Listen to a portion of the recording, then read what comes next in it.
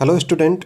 आज अपन जो है वो चैप्टर 1 क्लास 12th के लिए रिलेशन एंड फंक्शन में एक्सरसाइज 1.1 को कंटिन्यू करेंगे, जिसमें आज अपन क्वेश्चन नंबर 2 को डिस्कस करेंगे।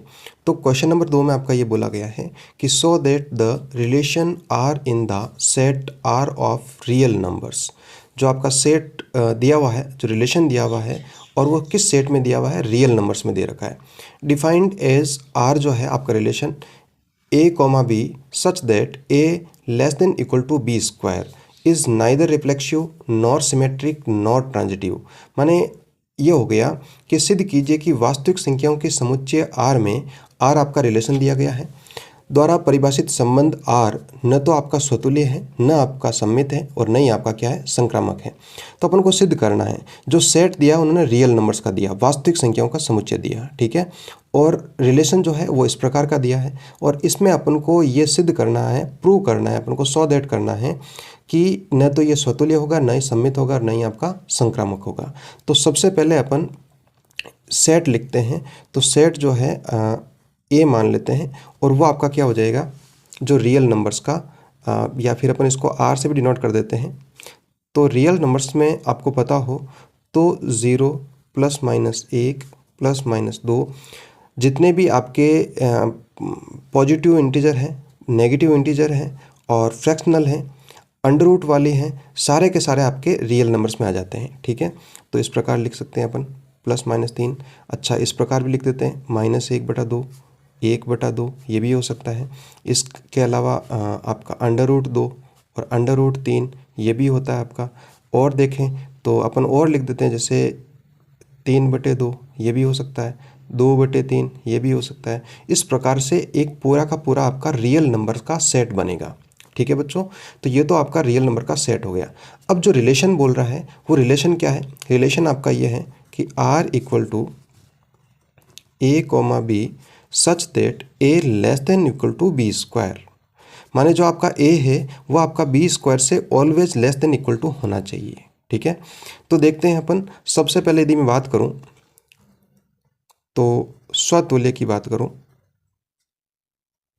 रिफ्लेक्सिव की बात करते हैं अपन। रिफ्लेक्सिव रिलेशन की बात करते हैं। तो रिफ्लेक्सिव रिलेशन में मैंने आपको बताया था, जो इंट्रोडक्शन वाला वीडियो था उसमें मैंने आपको अच्छे से बताया था कि a जो है वो बिलोंग कहाँ होना चाहिए, r होना चाहिए। स्वयं के साथ में जो संबंध है वो आपका r में बिलोंग हो तो उसको अपन क्या बोलेंगे, स्वतुल्य बोलेंगे।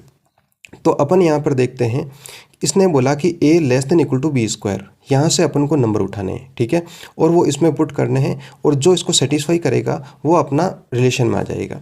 तो बात करूँ जैसे आपका 1,1, यदि मैंने 1,1 लिखा तो इसको चेक करके देख सकते हैं, a less than equal to b square है।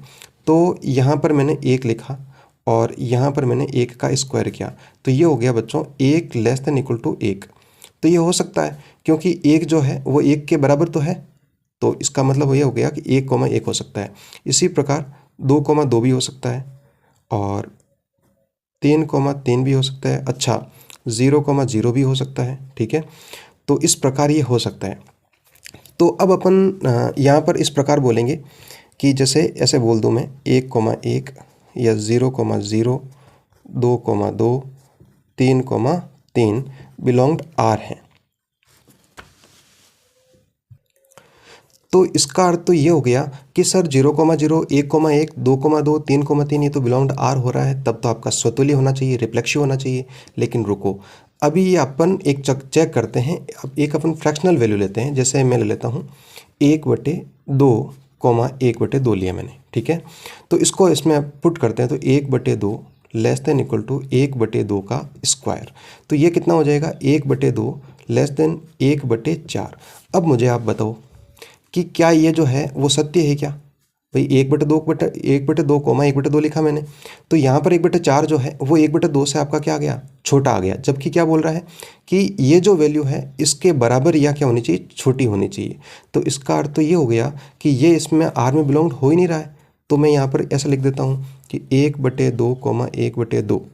तो कुछ हो रहे हैं, कुछ नहीं हो रहे हैं। इसका अर्थ ये हो गया कि कंप्लीट जो है आपका आर में बिलोंग नहीं हो रहा है। तो यदि आर में बिलोंग नहीं है तो ये आपका रिफ्लेक्सिव रिलेशन नहीं है। तो लिख सकते हैं नॉट इन रिफ्लेक्सिव रिलेशन, ठीक है, आपका स्वतुल्य नहीं है, स्वतुल्य नहीं, समझ गए होंगे आप इसको, ठीक है। अब अपन चेक करते हैं सिमेट्रिक का, सममित का, सममित जिसको अपन बोलते हैं सिमेट्रिक,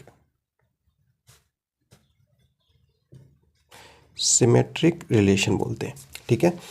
तो सिमेट्रिक रिलेशन में मैंने आपको बताया था, जो इंट्रोडक्शन का वीडियो था, तो उसमें मैंने आपको बताया था कि जैसे आपका a कॉमा बी जो है वो आपका बिलोंग्ड R है, ठीक है, तो b कॉमा a जो है वो भी आपका बिलोंग्ड R में होना चाहिए, तभी आपका क्या हो जाएगा, सममित हो जाएगा। तो चेक करते हैं अपन यहाँ पर कि ये सममित है या नहीं है। तो अपन देखो इस प्रकार ले सकते हैं, जैसे मैंने लिख दिया 2,6 जो है वो आपका बिलोंग्ड R है। क्यों बिलोंग्ड R है? क्योंकि अपन को जो रिलेशन में कंडीशन दी थी उसके हिसाब से ये बैठ रहा है, क्योंकि 2 यहाँ पर लिख देता हूँ मैं, आपका जो है वो हो जाएगा आपका 2 का स्क्वायर, ठीक है। तो ये कितना हो जाएगा आपका, नहीं ये यहाँ पर आपका 6 हो जाएगा, ठीक है। तो ये आपका 2 हुआ, लेस देन 6 का स्क्वायर कितना हुआ, 36। तो 36 से आपका ये छोटा है, ठीक है, तो ये चलेगा, तो ये आपका बिलोंग्ड R हो रहा है। लेकिन आप मुझे बताओ क्या 6,2 जो है वो आपका बिलोंग्ड R होगा क्या? तो इसको चेक कर लेते हैं अपन। देखो यहाँ पर इस तरफ अपन ने 6 लिख दिया और इधर अपन ने लेस देन इक्वल टू 2 का स्क्वायर किया, तो 6 जो है 2 का स्क्वायर कितना होता है, 4 होता है।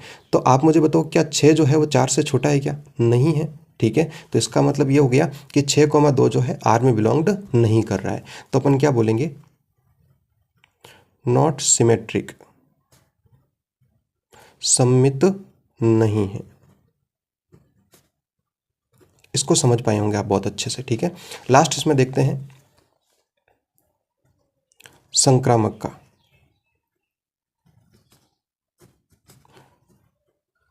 ट्रांजिटिव का, ट्रांजिटिव रिलेशन, ठीक है। तो ट्रांजिटिव रिलेशन में मैंने आपको बताया था कि a कॉमा बी जो है वो आपका बिलोंग्ड R है, तथा b कॉमा सी जो है वो भी बिलोंग्ड R है। तो मैंने आपको बताया था कि a कॉमा सी भी यदि आपका R में बिलोंग्ड हो तब वो आपका क्या कहलाएगा, संक्रामक कहलाएगा। तो इसमें अपन एग्जाम्पल लेकर देखते हैं। तो इसमें अपन लेते हैं इस प्रकार, जैसे 3,2 जो है वो बिलोंग्ड R है। क्यों बिलोंग्ड R है? क्योंकि a less than equal to B square है, तो यहाँ पर आपका 3 हो गया और ये 2 का स्क्वायर कितना हो जाएगा, 4, जो इस प्रकार से R में बिलोंग्ड है, ठीक है।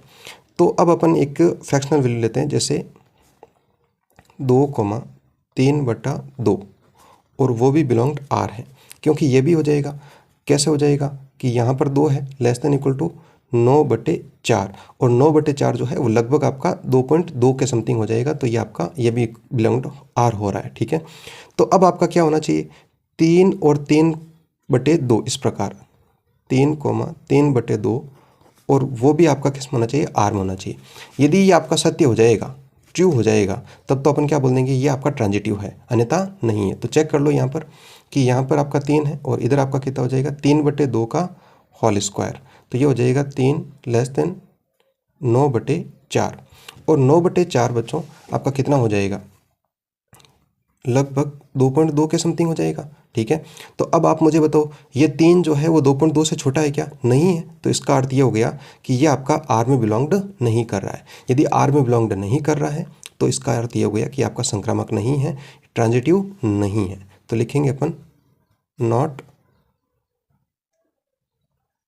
ट्रांजिटिव, संक्रामक नहीं है।